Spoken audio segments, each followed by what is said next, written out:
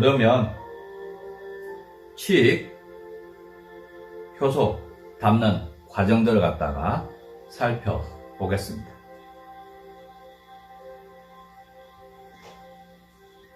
첫 번째, 칡에는 전분이 많이 생성되므로 효소를 담그면 실패하기 쉬우므로 말린 것을 사용한다.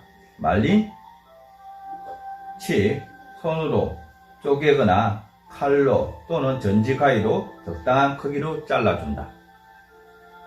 두 번째, 배는 껍질과 씨방까지 모두 사용한다. 크기에 따라 6 내지 8등분 한 뒤 1cm 내지 2cm 두께로 썰어준다. 3. 설탕 900g 중 일부를 용기 바닥에 약 1cm 두께로 깔아준다. 4. 그릇에 배와 칡 7번째 과정에서 사용할 설탕을 제외한 나머지 설탕을 넣는다.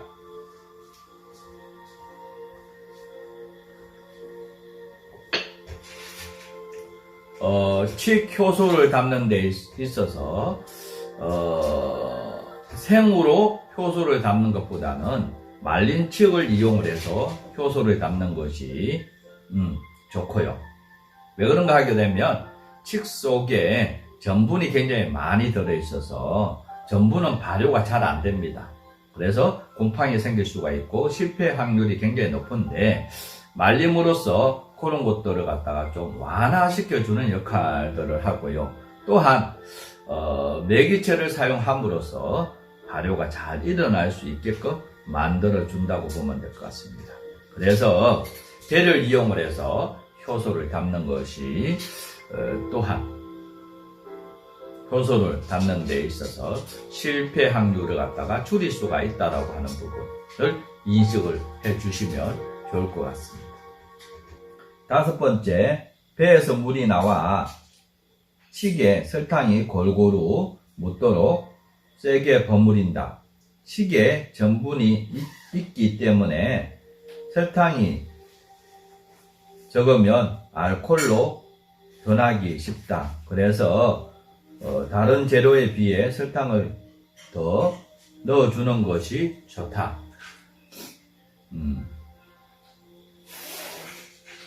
여섯 번째, 준비된 용기에 칡을 먼저 깔고 배 버무린 것을 담는다.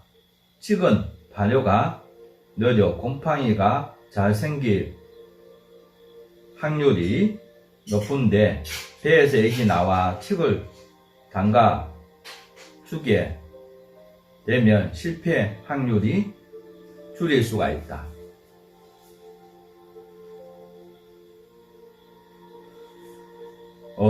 버무릴 때에 굉장히 중요한 것이 배액이 칡을 코팅을 할 수 있을 정도로 촉촉하게 잘 버무려 주는 것이 매우 중요하고요. 두 번째로는 담으실 때 칡을 먼저 담으시고 그 위에다 배를 갖다가 위에 얹음으로써 배에서 액이 나와서 뚝뚝뚝뚝 떨어져서 액이 이제 차지죠. 그렇게 되면 곰팡이가 형성될 수 있는 부분을 갖다가 완화시켜 줄 수가 있습니다.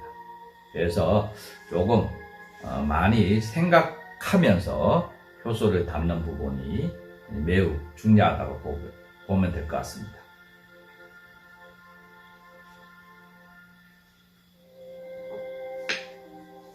일곱 번째, 네 번째 과정에서 남겨둔 설탕을 배가 안 보일 정도로 덮어주고 밀봉한다. 식사광선이 들지 않고 통풍이 잘 되는 곳에 두고 발효에 들어간다.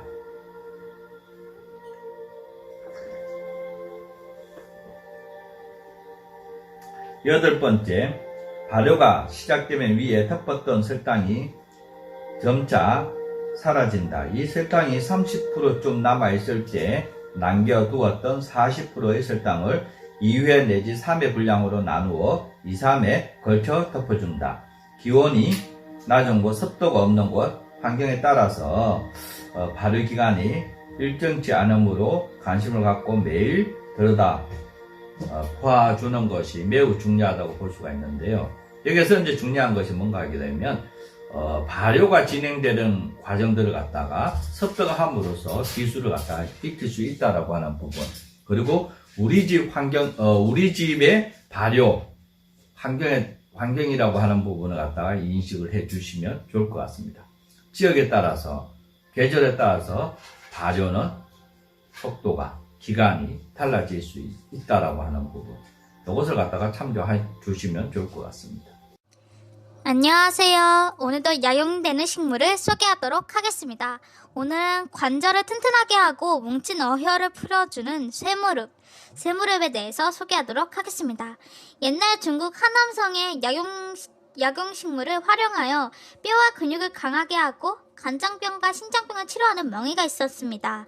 수많은 사람들의 명의를 찾아와 의술을 배운 뒤 여러 곳에서 활동하고 있었는데, 명의는 나이가 들자 올바른 제자에게 모든 것을 전수해 주기로 하고 제자들의 집에서 며칠씩 묵으면서 제자들의 본심을 시험해 보기로 했습니다.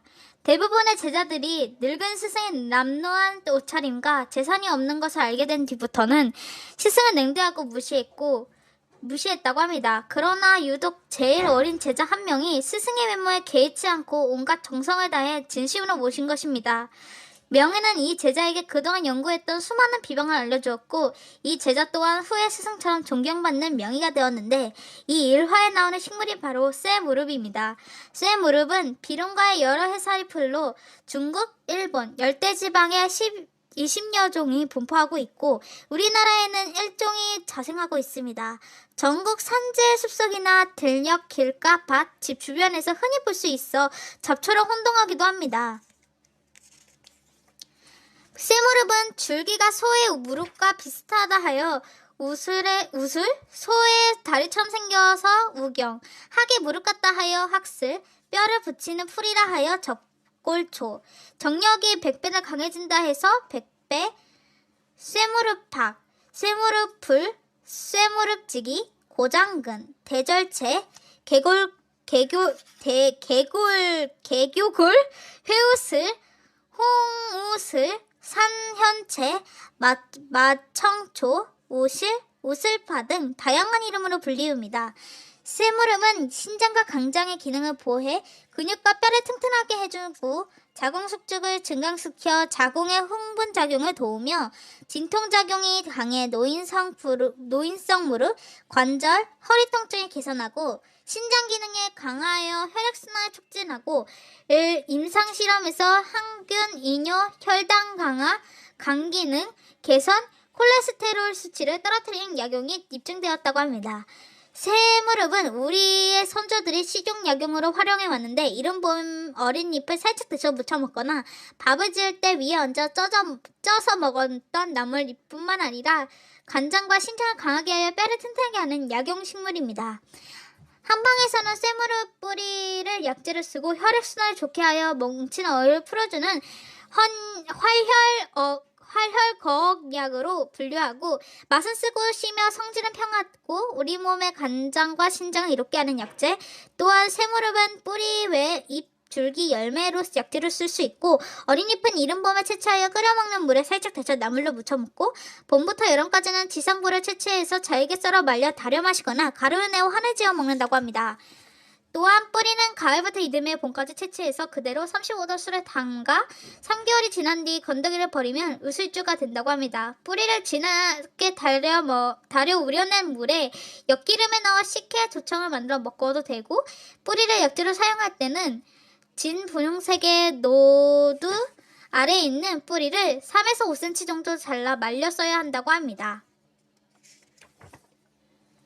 굳이 재배를 하고자 하면 가을에 씨가 익었을 때 줄기 밑동을 베어 말려 씨를 털어넣었다가 이듬해 봄에 부치질이 많고 햇볕이 잘 드는 양지 바른 곳에 뿌리면 새순이 올라오고, 쇠무릎은 활혈 자궁이 강하므로 생리를 할 때 피가 덩어리째 나오는 여성이나 임산부는 복용하지 않도록 주의해야 한다고 합니다. 여기까지 약용되는 식물 쇠무릎에 대해서 소개했습니다. 그럼 영상 이어서 보시죠. 9번째, 말린 칡 효소 발효 기간은 7, 8개월이다. 발효가 끝나면 재료를 걸러내고 원액만 숙성 용기에 담는다. 숙성은 약 1년 이상을 필요하다.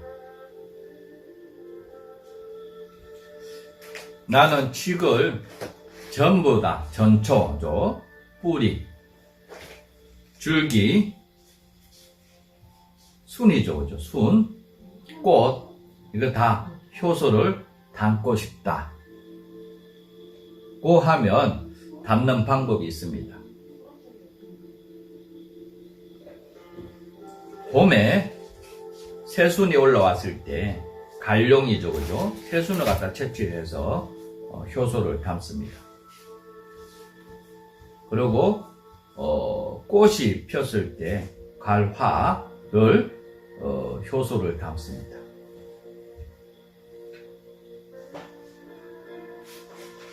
이 효소가 발효가 끝났을 때 순효소, 꽃 효소를 갖다가 액만 같이 함께 용기에, 다른 용기에 걸려서 담으시고요. 그 용기 액을 갖다가 활용을 해서 칡뿌리 효소를 담으시면 됩니다.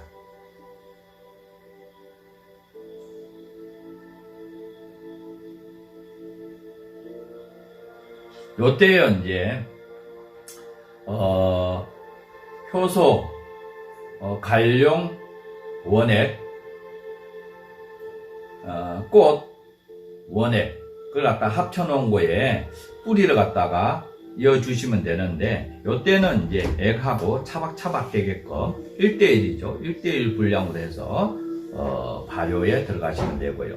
발효하다 보게 되면 당도가 좀 낮을 수가 있어요. 그러게 되면 조금 설탕을 넣어줘서 발효를 갖다가 축진되지 않게끔 삼투압적 미미한 발효가 일어날 수 있게끔 환경을 만들어주게 되면 좋은 효소가 만들어진다고 보면 될 것 같습니다. 이렇게 해서 7, 8개월 후에 액을 숙성 용기에 담으셔가지고 숙성을 1년 이상을 숙성을 하셔가지고 드시면 될 것 같은데요. 이렇게 하게 되면 칡의 모든 것을 갖다가 효소를 만들어서 사용을 하실 수가 있습니다. 오늘 말린 칡 효소 담는 과정들을 갖다가 살펴보았는데요. 다음 시간에도 기대해 주시고 계속 이어갈까 합니다. 오늘 김시안 원장이었습니다. 감사합니다.